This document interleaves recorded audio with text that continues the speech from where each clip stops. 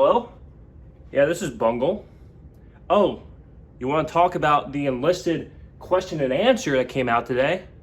Yeah, sure, I'll make a video. How's everyone doing today? Hope you're doing well, and I hope you're having a great day. I just got a phone call from Enlisted, and they wanted me to go and make a video about today's developers question and answer for June. Now, if you're unfamiliar with it or you never heard of it before, basically, it seems like every month, Enlisted likes to go and get a bunch of questions from the community. They choose some certain questions. They do this in War Thunder 2 and other video games. And they do a Q&A and be like, hey, there's some questions that the viewer base is asking, and the developers will give their response. Now, how this video is going to go is we're going to go break down this whole entire segment, this whole entire thing that came out today. If you're a German player and don't like my ally player content, make sure you mash down that thumbs down button on your way out. But going forward with it, we're going to talk about the questions that were asked, and with each question, they'll have the developers answer, and then I'll kind of give my personal take on it, right? Because I think you all want to hear about me and, what I think about stuff. All right, so starting off with the preface of this, it has been a pleasure to read not only your questions, but also your feedback and suggestions too. We've received more than 2,500 messages, and I tried to pick ones that are the most relevant and interesting at the current stage of development for Enlisted. Now, if you weren't chosen, don't feel bad if you haven't found your question this time. There are so many that we will have enough for a dozen of these digests. We have saved all of your questions and will publish the most interesting in the next developers Q&A, if you like this sort of format, of course. So, starting off right away, we're going to go down to game mechanics, right? So they've broken these down in categories. Starting off with the first category, we're going to be talking about game mechanics. Are there plans to add female characters to the game? So the developer will say, yeah, we have historical squads where women are actually fought. Now this is kind of true, right? Especially with Stalingrad and stuff like that, with female snipers the Russians had. Definitely could see that, probably Battle of Moscow campaign. Hell, even in, even with the Battle of Berlin, we'll probably see something like that. So that's pretty interesting. Are there any new classes to look forward to? For example, medics. We are considering different versions of new soldier classes which appear in new Enlisted campaigns, but it's too early to say what kind of classes they will be. So if you're unfamiliar with the classes right now, we got engineer, we got assault, which is basically kind of like your Call of Duty run and gun, your machine gunner, which is like the support class in Battlefield. You got the machine gun, you just set it up and take it out. You got your sniper, you got your tank, you got your plane. And I don't think, you got your anti-tank class, but I mean, that's really situational and not really useful in my opinion. And motor class, and I think that's pretty much it. So we got a bunch of different classes, but of course flying the aircraft one as well. But yeah, there isn't really much like a medic, healing people and stuff like that. So that would be kind of cool, right? We got people that are getting wounded and stuff like that. You could revive them, get points. Kind of a cool aspect to add, kind of like a Battlefield thing. Will it be possible in the future to upgrade weapons not only through improvement mechanics, but through the addition of add-on modules? There weren't many weapon modules during World War II, but for example, for the examples that existed historically, we plan to add them to Enlisted in one form or another. Right now, we already have sniper sights, bayonets, mountain grenade launchers, and rare modifications like the person device. Whatever, I butchered it. All right, so basically what they're trying to say is that this isn't going to be like Call of Duty or Battlefield 4, where you could take an M4 or M16 and like add under barrel attachments, red dot sights, flashlights, change the sight picture, stuff like that. Like, no, what they're basically saying is when you progress through the campaign levels, when you like unlock the new weapon or whatever, like if you unlock the M1 carbine, whatever you want to pronounce it, with a grenade launcher, like that's a specific weapon attachment for a weapon class. Like that's its own weapon, right? You can't just get the M1 carbine and just have a modification to put it on. No, like each weapon, it's its own entity that has modifications on it. So going forward, it looks like they're not going to try to do like a Battlefield 4 or Call of Duty where you like customize your own weapon. Is it planned to implement replay mechanics to the game? Yes, but not in the near future. Right now, we're working on some more high priority tasks. All right, so yeah, I mean, replays is a hit or miss. And my thing is I think the best games out there that have like nailed replays is wargaming. World of Tanks and World of Warships and stuff like that, like they have nailed replays to the point where you could literally just play a match and don't even worry about recording the gameplay or whatever. And from there, you can just go reload the gameplay and just do commentary over it, like as if you're actually playing the game. Like that's what is kind of cool. I think War Thunder's replay system is a joke. It's terrible to use and everything like that. And that's why, like, I've used it before in some videos, and then I got criticized because people were like, "Oh, that's It doesn't look the same as if you're playing it, bungle. And it's like, well, yeah, because that's how the replay system's set up. It's kind of, it sucks, to be honest. It's terrible.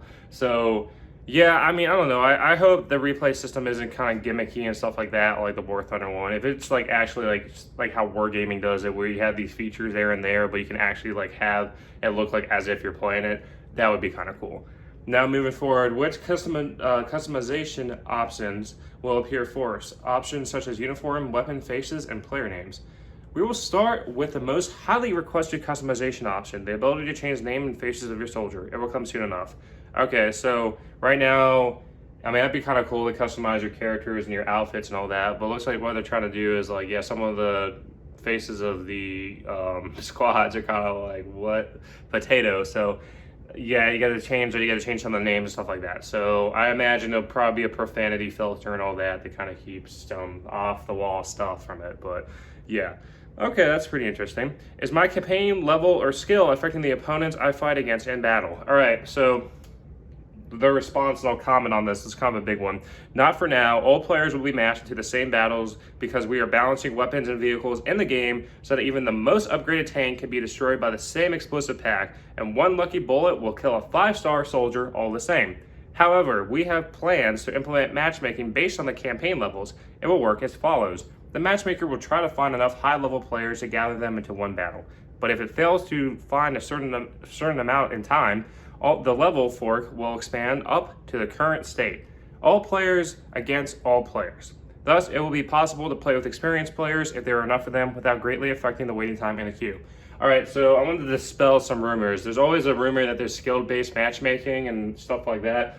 And like they said, they're saying no, one, so they didn't even say anything about skill-based matchmaking. Two, that's entirely true, though, that there are some matches I play, so I'm in the higher level US, I got the jumbo, the overpowered jumbo, right? And, I will face sometimes Panzer IV H's, Panzer IV J's, right? There are some matches where there's high tier version of it, and then there's matches where there's just Pumas and Panzer III's. So, yeah, like, it definitely fluctuates, especially the solo fighters, the lone fighters mode. There's so many Pumas for whatever reason, so I don't know what's going on there. But yeah, there is kind of weight to it. Like, I do see it as you unlock more stuff or go higher up in the levels, you will be faced more with people that have that equivalent stuff, which is nice.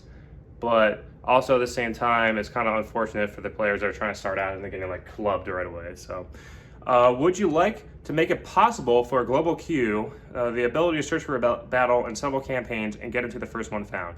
We're discussing such a possibility. So basically what they're asking, if you ever played Battlefield or whatever, it's kind of like a browser for the match, is that you look at what current battles are in queue or in play, and then you can just join in on one of them. Kind of a cool thing, right? But, personally, I don't really see it that much of an issue right now. It's pretty simple. You hit click to queue and stuff like that. The only problem I see is with that is, people choosing to avoid certain game modes or certain matches and stuff like that, so they can just go focus. Let's say they like airfield invasion, they just want to keep playing airfield invasion. Next, we're going to be talking about gameplay. Could you make it possible to directly select a particular soldier from my squad? Right now, it's not very convenient to switch randomly. They say yes, we're working on a better way to select a soldier. Additionally, with the improved system, switching will not throw you over to a badly wounded soldier, giving you priority to soldiers who are in better fighting condition.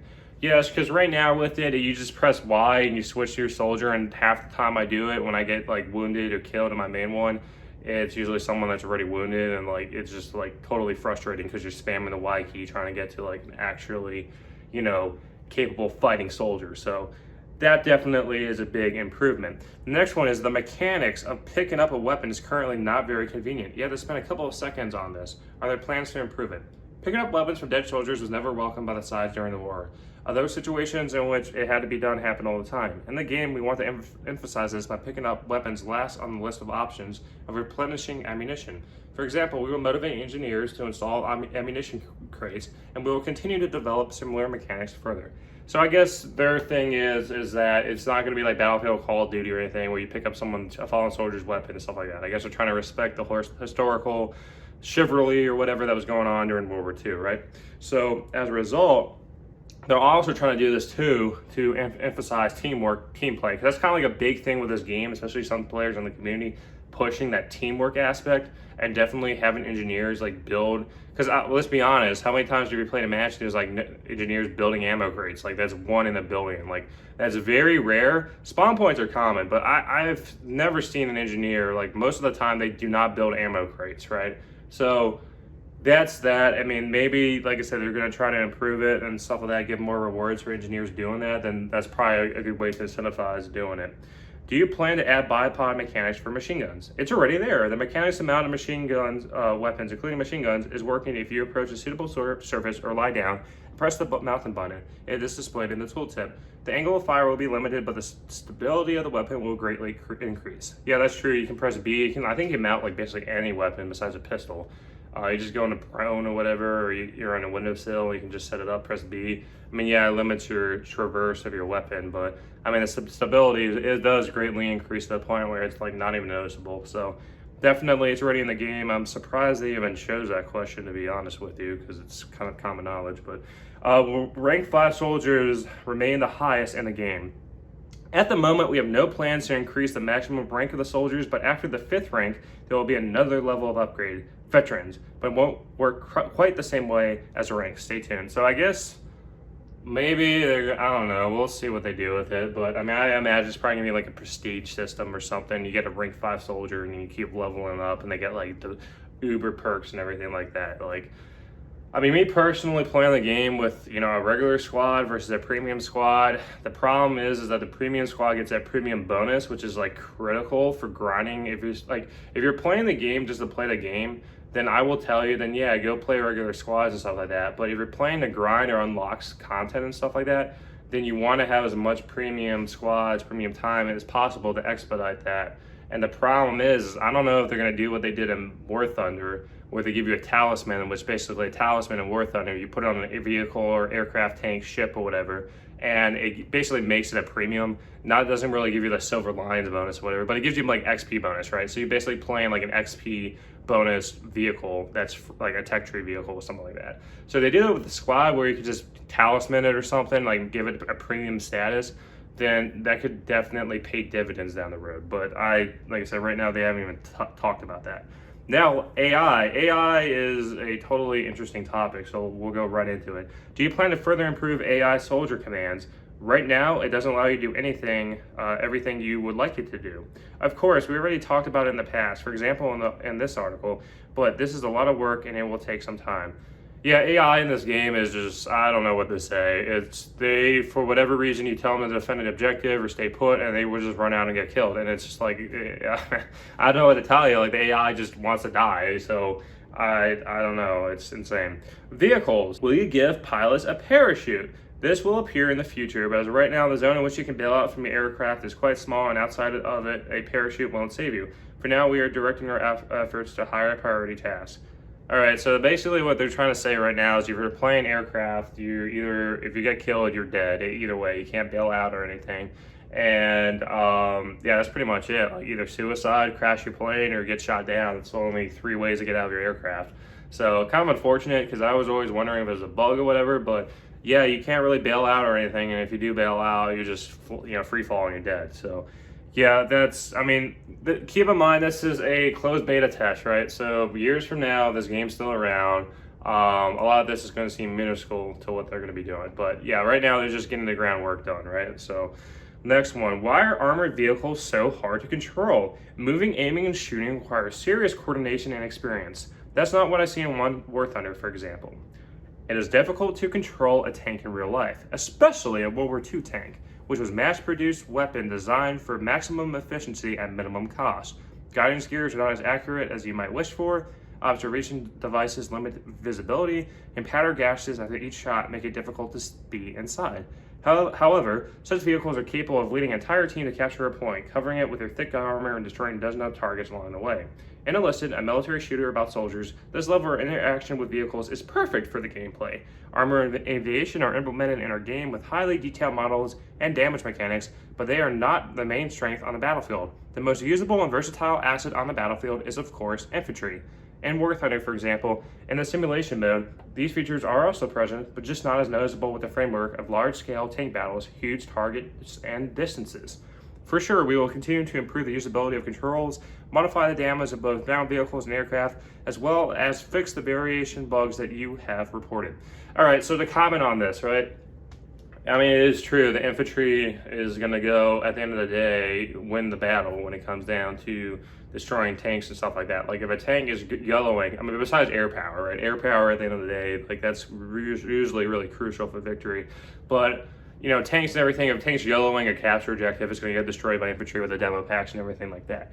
Now, you know, with the whole tanks are hard to control and all that, like, I personally don't feel like the tanks are that bad. And like they're not that bad. Maybe if they add if they really want to go take a step back and make it even more casual, it's probably going to have a 3D view, kind of like, that's probably where the issue's coming from. If they play War Thunder, they have a 3D view and they're not used to playing the, you know, gunner side and driver side and all that nonsense. Like, I mean, I would hate to see it happen in squad mode. I could see him probably doing it though, is making it kind of like a Battlefield-ish, you know, third-person view and leaving lone fighters or solo fighters, whatever you want to call it, to have the whole tank elements because it's the hardcore game mode. But yeah, I don't know.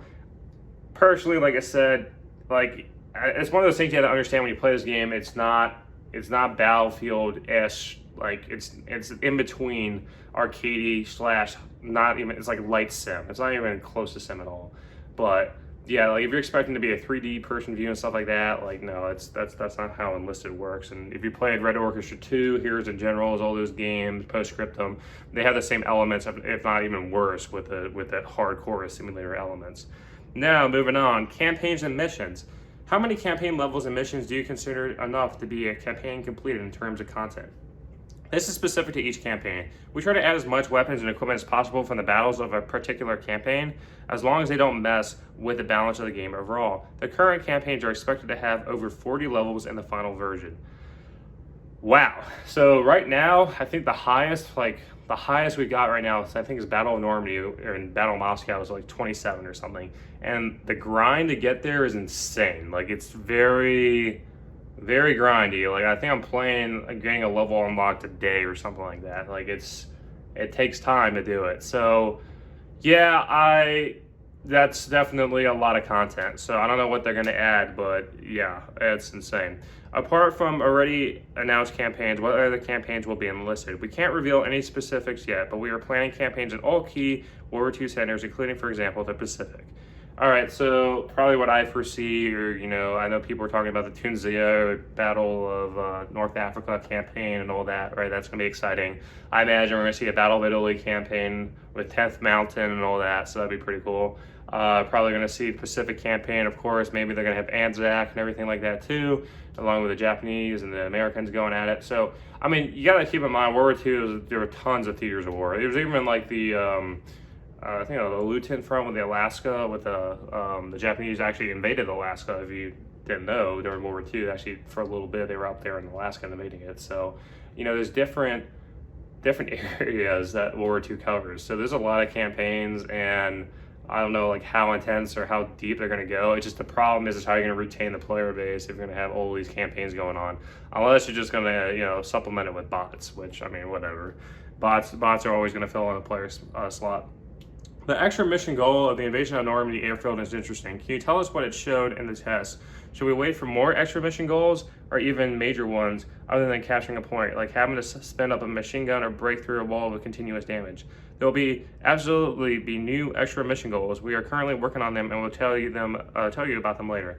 I don't even know what they're talking about with that, honestly, because the only thing I've seen with Normandy or with the airfield invasion is you just capture the objectives and you move on. So, unless there's something that I'm missing, like, comment down below.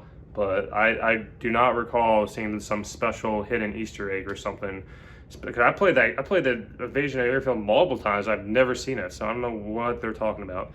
Based on what do you choose weapons and equipment for campaigns? For example, the M4-3E2 Jumbo was not used in the Normandy landings, but is present for the U.S. side in the campaign. Here we go. The first weapons and equipment that will appear in the campaign are those that were historically used in the battle on which the campaign is focused. They have absolute priority. However, these situations where one of these sides clearly lacks some tools for good balance Therefore, we use the following principle of adding content. If equipment and weapons existed during the battles reflected in the game's campaign, they have a chance to appear in the campaign itself. To put it simply, the same jumbo was created during Operation Overlord, which is the theme of the Invasion of Normandy campaign. So basically, the developers have just said to all the German players mashing down my videos and saying that the jumbo is OP and needs to get banned and nerfed and all that, it's staying. The jumbo is here to stay. So learn to play the game, learn to use your demo pack, learn to take the Puma around and get a side shot on the jumbo, because the jumbo is very slow and you'll do fine. So the jumbo is here to stay. Can you tell us about the balancing of missions? We study battle statistics and player feedback. Based on that data, we make changes that should better affect the balance in each specific situation. There are many factors at play when it comes to balancing missions, such as the number of reinforcement points, the time it takes to capture points, the location of respawn points, location geometry, and more. All right, so they're just saying about like during different campaigns and stuff like that, like how do you balance it with, you know, capturing the objectives and everything like that. And they just say this is their intent or their feedback or whatever on it.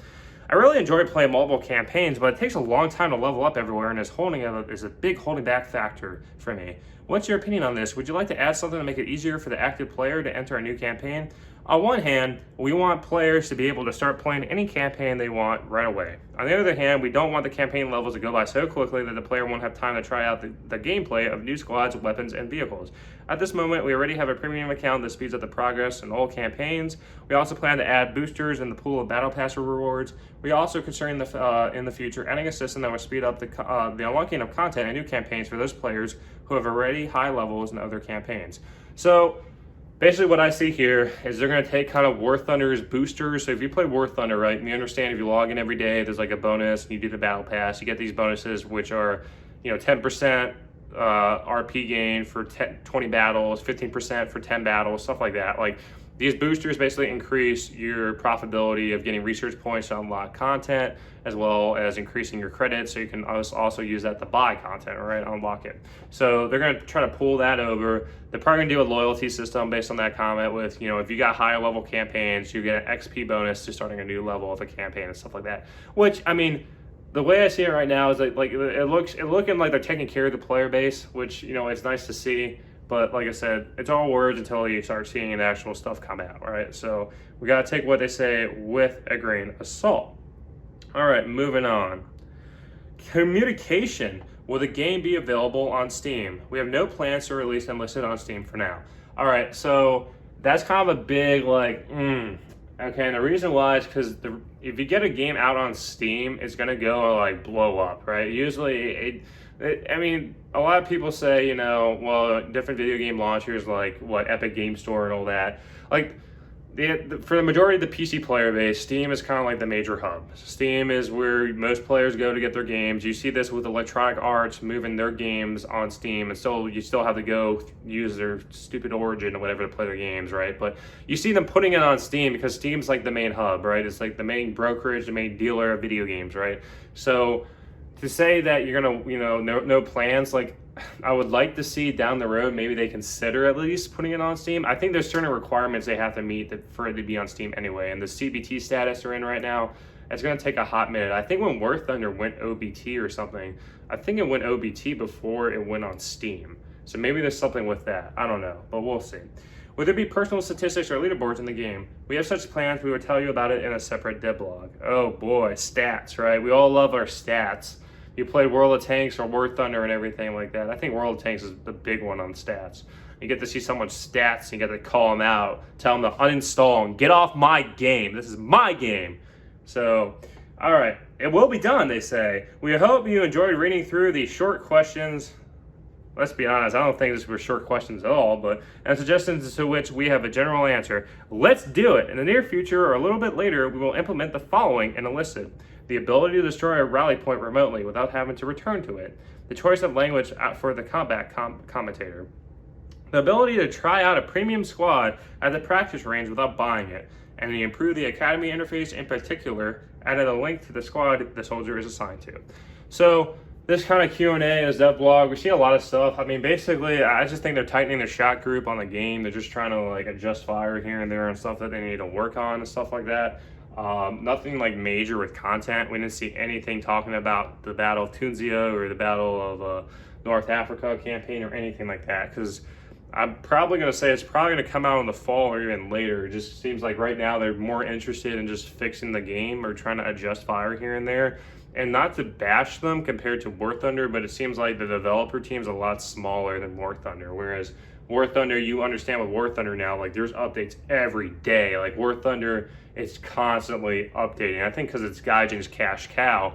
And this game has the potential to go that way too, but the amount of, you say, updates or constant communication, stuff like that, is a lot slower, I would feel, compared to War Thunder. So we have to keep this in mind. This is a CBT. This is like a newish game that Gaijin's piloting. So of course, we would like to see this game be successful, but take everything that they do as a grain of salt, right? Because they're CBT and they're just getting everything worked up.